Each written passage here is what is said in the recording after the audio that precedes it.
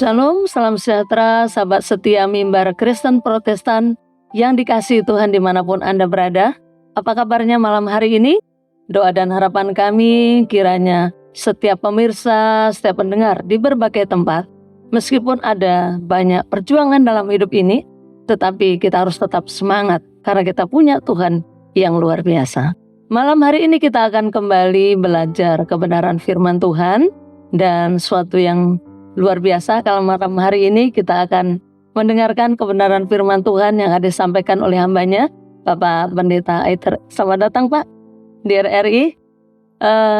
Kami terus berharap kiranya pelayanan dan pemberitaan firman Tuhan malam hari ini sungguh akan merupakan sesuatu yang luar biasa menguatkan iman kita di dalam Tuhan. Baik pendengar yang berbahagia, kita bersama-sama lagi siap belajar firman Tuhan malam hari ini. Sebelum kita belajar firman Tuhan yang akan disampaikan oleh Bapak Pendeta Aiter, kita berdoa terlebih dahulu. Mari kita berdoa. Kami bersyukur dan berterima kasih kepadamu ya Allah kami, oleh karena malam ini adalah malam yang istimewa bagi kami. Kami diberikan kesempatan untuk belajar firman Tuhan. Kami menyadari keterbatasan dan ketidakmampuan kami untuk memahami firman ini.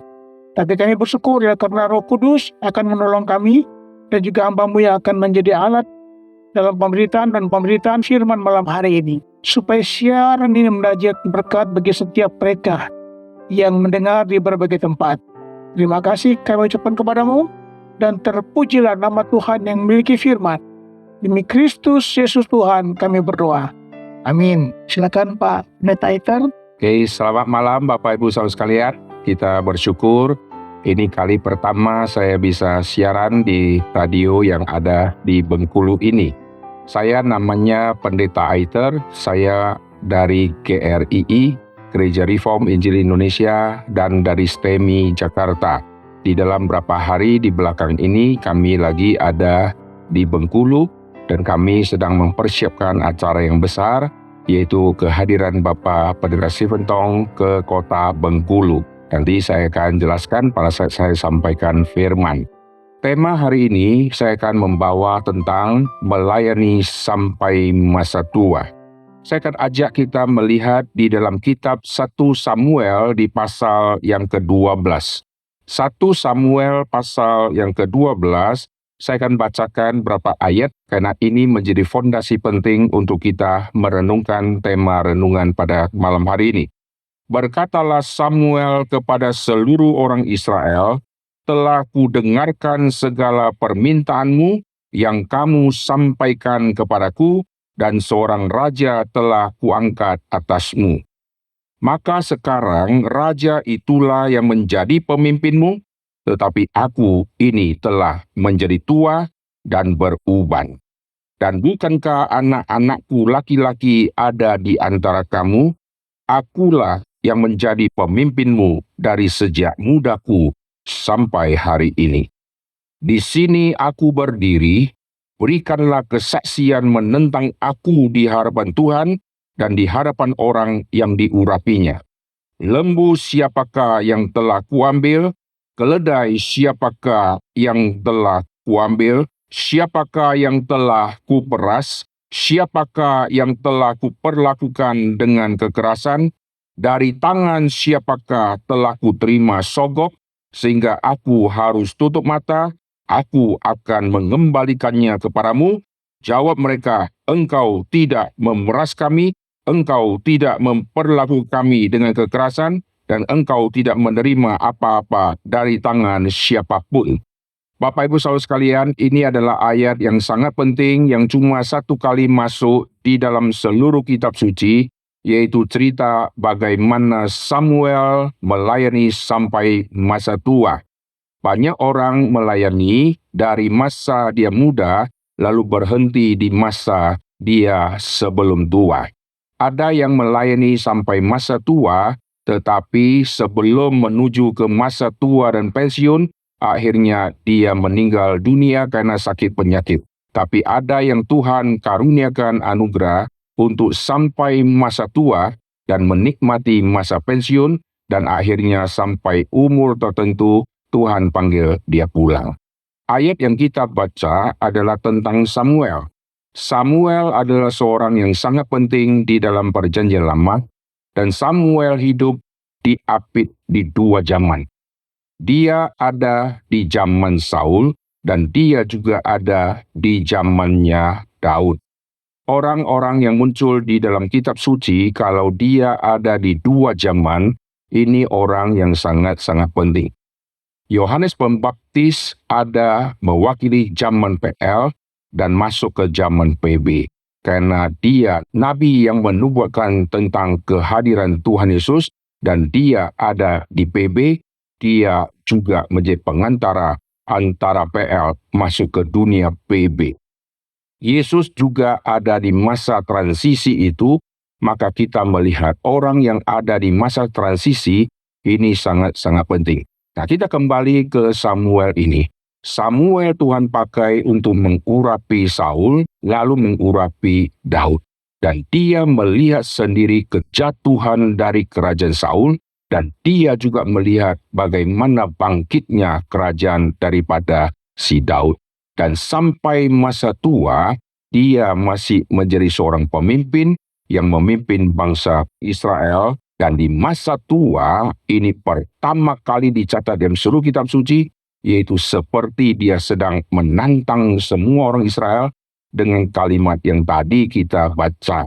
Lembu siapakah yang pernah aku ambil?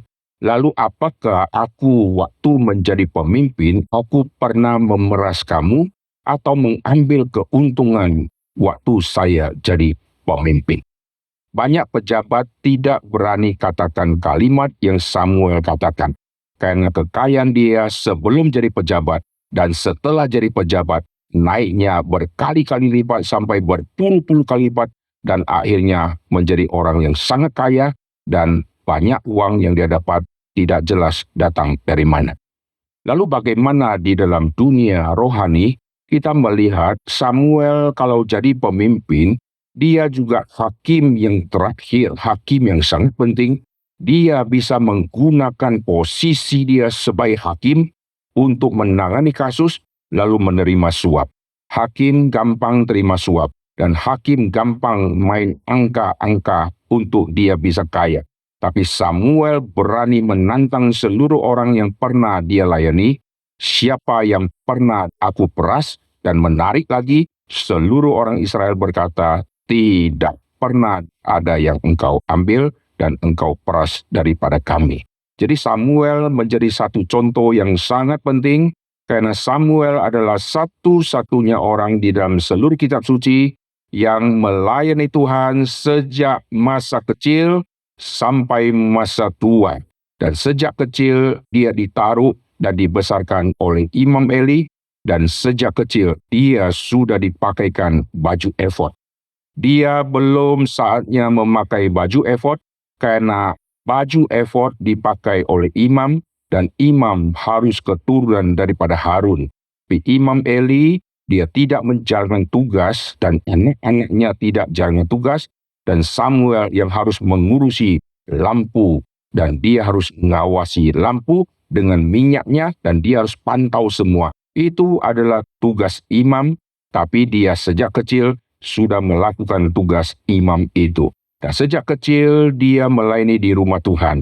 Dan sampai akhirnya dia sudah mencapai umur tua, dia menyatakan, aku jadi pemimpinmu sejak masih muda, dan sekarang aku sudah tua. Dan dia tantang, adakah orang yang saya rugikan sekarang nyatakan kepadaku? Dan semua berkata, tidak. Jadi kita melihat di dalam PL, Samuel adalah hamba Tuhan yang sangat-sangat jujur, tetapi ada satu hal yang menjadi tanda petik aib di dalam kehidupan Samuel, yaitu dua anaknya tidak beres. Waktu dua anaknya tidak beres, apakah ini kegagalan dari Samuel? Dia menjadi pemimpin yang sukses, pemimpin yang rohani baik, tapi kenapa anaknya kok bisa gagal? Nah, menarik kita melihat waktu di zaman Samuel juga ada zaman Eli. Eli juga punya anak, dan anak Eli dihukum oleh Tuhan, dan Eli ditegur oleh Tuhan, kamu lebih menghormati anakmu daripada menghormati aku. Tuhan tegur Imam Eli karena anak tidak beres. Tetapi Eli sama Samuel sama-sama di zaman yang sama. Dan Samuel juga mempunyai anak yang tidak baik, tapi Tuhan tidak pernah menegur Samuel, mengapa anakmu kau rusak kayak begini. Di sini kita menemukan dari seluruh hidupnya Samuel, Tuhan tidak pernah tegur dia tentang dua anak yang rusak. Maka saya percaya Samuel mendidik anak, sudah didik dengan yang benar, sudah pakai prinsip firman, didik dengan benar, tapi anaknya yang memilih jalan sendiri dengan memakan suap, lalu menjadi batu sandungan di dalam seluruh kerajaan Israel pada waktu itu. Tetapi yang nanti akan dihukum pasti adalah anak-anak Samuel, dan Tuhan tidak pernah tegur Samuel. Maka kita melihat dari Imam Eli, dia lebih menghormati anaknya, Tuhan tegur dia, Tuhan hukum mati mereka. Tapi yang Samuel, Tuhan tidak hukum mati Samuel, karena Samuel sudah menjalankan semua prinsip firman, anaknya yang memilih jalan sendiri. Yesus sudah mendidik 12 rasul dengan baik, tapi Yudas memilih jalan sendiri, maka Yudas yang akhirnya bunuh diri dan menanggung resikonya. Tapi Bapa di sorga tidak pernah menegur Tuhan Yesus, mengapa ada rasul yang dididik oleh Tuhan Yesus, kok ada satu seolah-olah jadi gagal dan menjual Yesus lalu mati bunuh diri. Yesus sudah mengajarkan semua dengan yang terbaik, tapi Yudas memilih jalan sendiri. Maka kita melihat Samuel secara keluarga ada anak yang tidak beres, tetapi Samuel tetap melayan Tuhan karena di dalam keluarga dia sudah mengerjakan yang terbaik. Banyak orang berhenti pelayanan karena anaknya kurang baik. Dia berkata, tunggu anak saya sudah bertobat dan tidak narkoba lagi, saya baru akan melayani Tuhan lagi.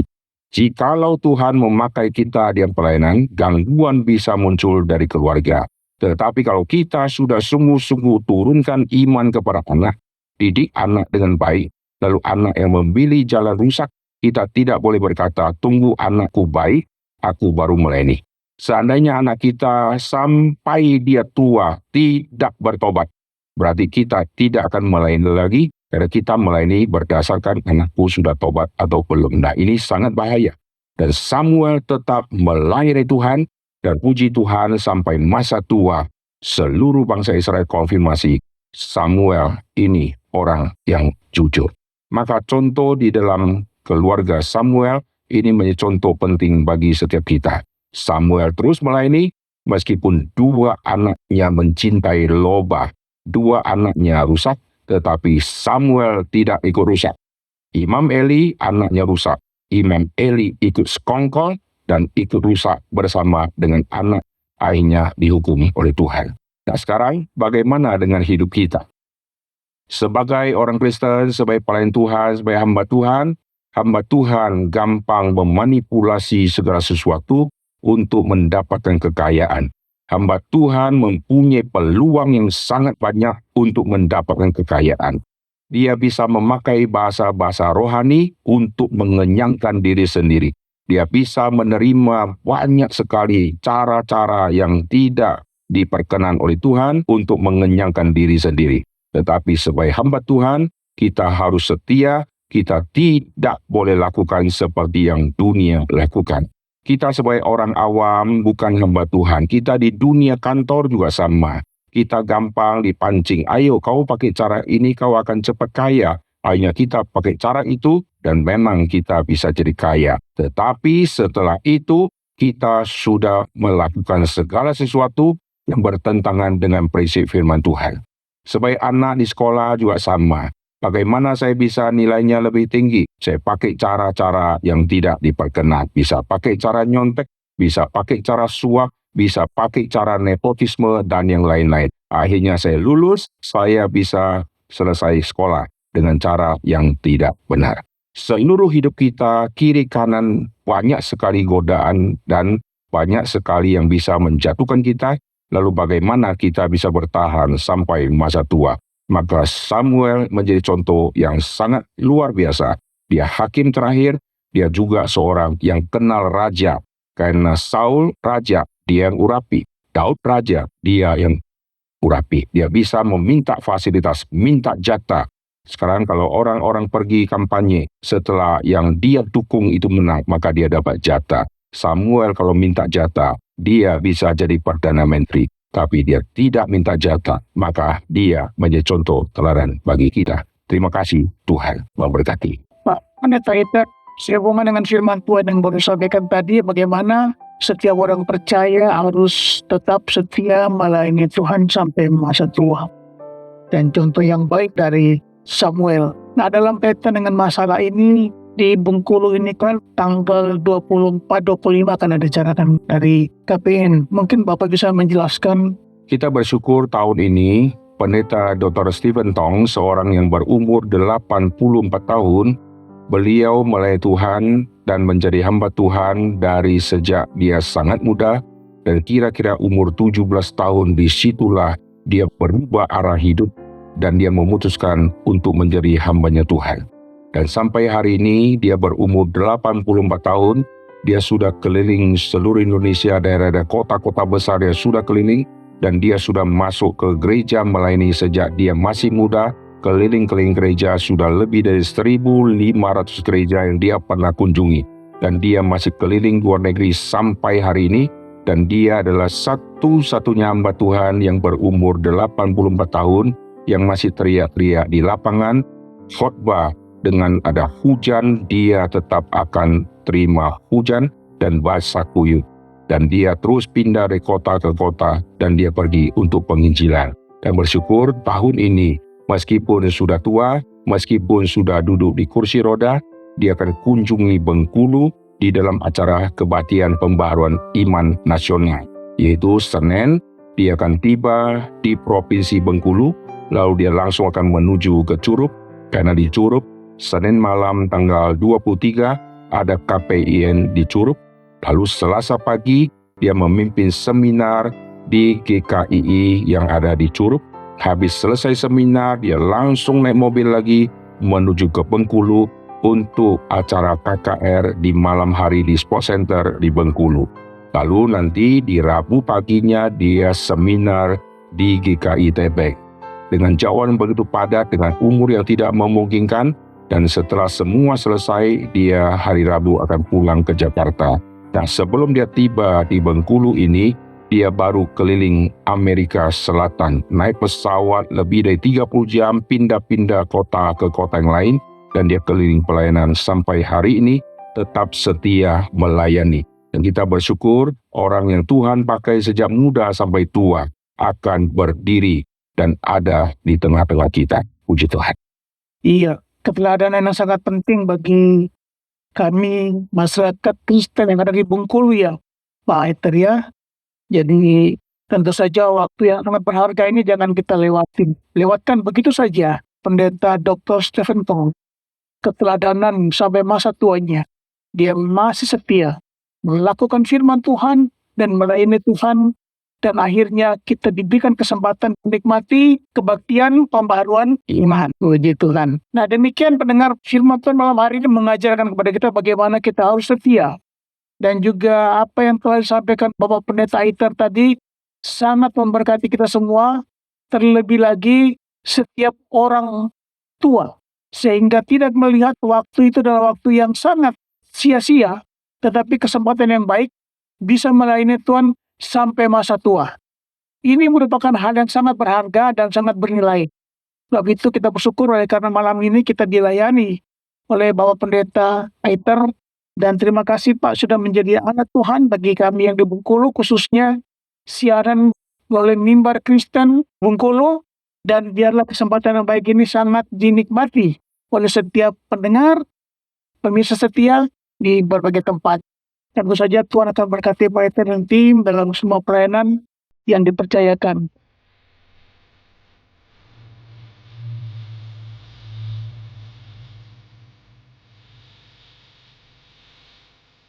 Hal yang paling penting di dunia bukan pelantikan Obama. Hal yang paling penting di dunia bukan penangkapan Osama. Hal yang paling penting bukan pilihan presiden. Yang paling penting di dunia melaksanakan kehendak Allah di dalam sejarah untuk tujuan yang ditetapkan di dalam kekekalan.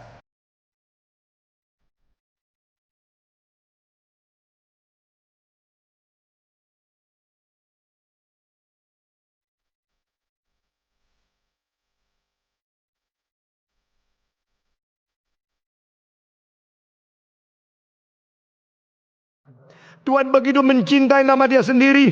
Tuhan begitu mengasihi nama Dia sendiri. Tuhan tidak mau nama Dia dicemar di hadapan orang kafir. Maka Dia bekerja sesuatu membangunkan kita.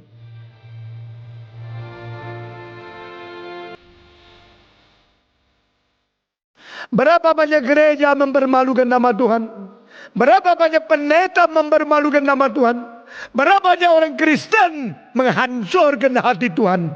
Berapa banyak orang-orang Kristen yang sudah lama membiarkan orang kafir menghujat Tuhan karena mereka melihat kita yang tidak beres?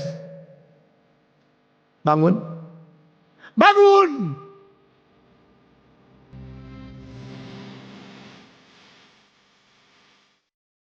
Kita mau dibangun? Kita harus dibangun. Bagaimana kita bisa dibangun? Mengapa dibangunkan? Bangun. Kalau engkau tahu salahnya di mana, sudah bangun, engkau harus kembali kepada yang benar. Karena apa? Karena nama Tuhan.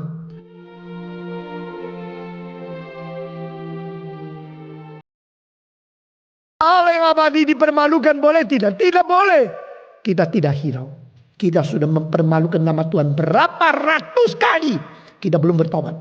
Tuhan berkata, demi namaku, because my holy name, I make you awake. Aku membangunkan engkau.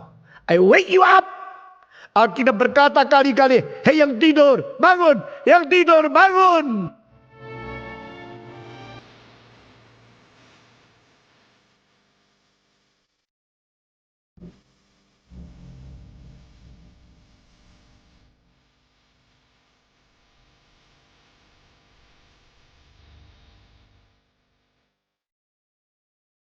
Nah, demikian firman Tuhan malam hari ini. Kita berdoa terlebih dahulu. Kami mengucapkan syukur dan berterima kasih kepadamu ya Allah kami, oleh karena firman malam hari ini yang mengajarkan kepada kami tetap setia di dalam pelayanan dalam kesempatan apapun yang Tuhan percayakan kepada kami. Dan biarlah keteladanan penting yang dilakukan oleh Samuel dan juga untuk kesempatan dalam pelayanan penyegaran rohani yang akan dilakukan oleh Bapak Stephen Tong, itu juga menjadi alat yang penting bagi kami. Harga yang luar biasa yang telah dilakukan itu menjadi teladan yang luar biasa bagi kami sebagai umat Kristiani yang ada di Bengkulu, sehingga tidak menyia-nyiakan kesempatan yang baik ini. Terima kasih untuk kebenaran firman-Mu yang telah kami dengar malam hari ini. Biar kuasa Roh Kudus-Mu menyempurnakan bagi kami semua, supaya kami tetap setia melayani Tuhan sampai masa tua kami. Terpujilah nama Tuhan yang memiliki firman. Dalam nama Yesus kami berdoa. Amin.